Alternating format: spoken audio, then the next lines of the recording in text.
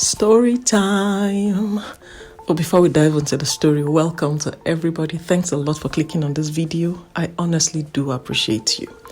So let's get right in. Today I'm going to be sharing on the one dress girl, as in a girl that had just one dress, or should I say how I tore people's confidence down.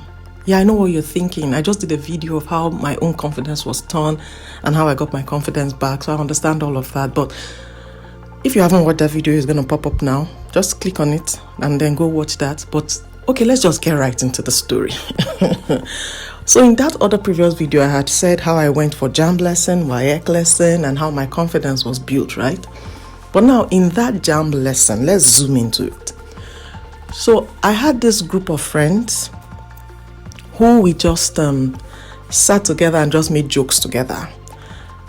Then we just would give everybody a name.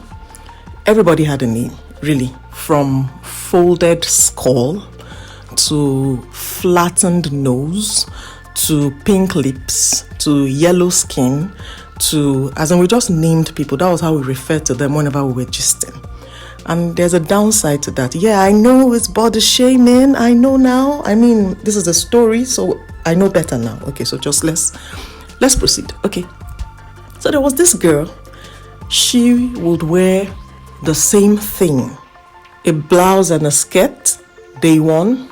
The second day, another blouse and the same skirt. Well, so we thought. Then the third day, she repeats what she wore on day one. Fourth day, she's wearing again what she wore on day two. So she practically wore the same thing. Probably she had just two dresses or two tops and one skirt. Something like that. So we tagged her the one dress girl. And we just noticed that she had no friends in the class. She would just be by herself. But she seemed exceedingly too happy to be in class. And I was curious myself, but I just didn't have time or spare time to say, okay, let me mingle with her. Okay. On getting home one of those days after lesson, I was just gisting with my elder sister. Everybody just chips in how their day was and sharing something spectacular or just normal gist, So there I was just gisting normally and I was like, oh, that one dress girl, she said this and this and this and she did this and this. And my sister was like, back up, you said what? I said, the one dress girl. She said, one dress girl? Who is that?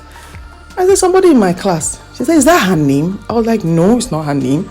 She said, so what is one dress girl? I said, because she wears just one dress to class. He said, there's somebody in your class that really wears just one dress. I said, yes. And then she looked at me and said, and you think it's cool to refer to her as the one dress girl? I said, come on, don't make a big deal out of this. It's not as if I call her that in front of her. In my defense, just trying to. And she went on and on, as in she really went on and on. And I was like, come on, it's not that deep. It's not a serious matter. And she said, no. I wasn't taking it. As in, no one was going to make me feel guilty for nothing. I mean, the girl doesn't even know we call her that. Why are you making a big deal out of this? But I knew I was wrong. I knew that what we were doing was wrong, but I found solace in the fact that these people didn't know that we refer to them as these things. And then it didn't look as though it bothered her that she was wearing just one clothes to school, to the lesson, because she was always happy, extremely excited to be in class. So why would somebody start making me feel guilty for technically not doing anything? But in my heart, I knew I was wrong. Yeah. So I had to give in because if you know my sister, and the difference in age, when it's your immediate elder sister, we no go agree for anybody. So yes, she had me in a corner and she put it to me that I was wrong. And okay, I had to give in that, okay, yeah, I agree that I was wrong. Okay, now henceforth, I will no longer tag people or call people names. It didn't end there. She ensured I washed a pair of my own clothes, ironed it, folded it. She made me narrate the story to my mom. take permission to give out that dress to her. And then I took it to lesson the next day. All this thing happened because of gist. Because I want to give you gist, I want to share my day with you. Then you prove to me that I'm wrong. And well, I took it to class the next day. And I presented it to her. And this girl was so excited. Hold up. Not because of the dress I gave to her. Yeah, she was excited that someone spoke with her, spoke to her. Not even that I was even discussing with her. As in, you opened your mouth to say something to me. Somebody else other than the teachers. No, she couldn't believe it. She was overly excited. And I was looking at her as in, that was strange in my opinion. But when I sat back, as in after the whole incident, when I sat back to think about it, I was like, really? I sat down there in my corner, just tearing people down in my mind, not making an effort to try to know them. I just kept doing that in my head, pulling them down continuously by the, in brackets, seemingly disadvantages that they had. Meanwhile, I had my own disadvantages and I never made a move to try to know them personally. Lesson learned, never make fun of people. Yeah, we've given it a tag name now, body shaming is the same thing. Don't use people's disadvantages, in quotes, to make fun of them. If you can't do anything to change their situation, then it's better you just walk away. And don't make things worse, be it in your mind or be it face-to-face verbalizing your thoughts. Never make fun of anybody. Everyone is going through something. Everyone has something that they're dealing with. So don't compound matters. You listening to this, there is probably something that you are also dealing with. So it's a clear case of removing the log in your eyes before you try to remove the speck in another's eyes. And if you're dealing with something, whatever it is, trust me, just like that girl who was yet excited.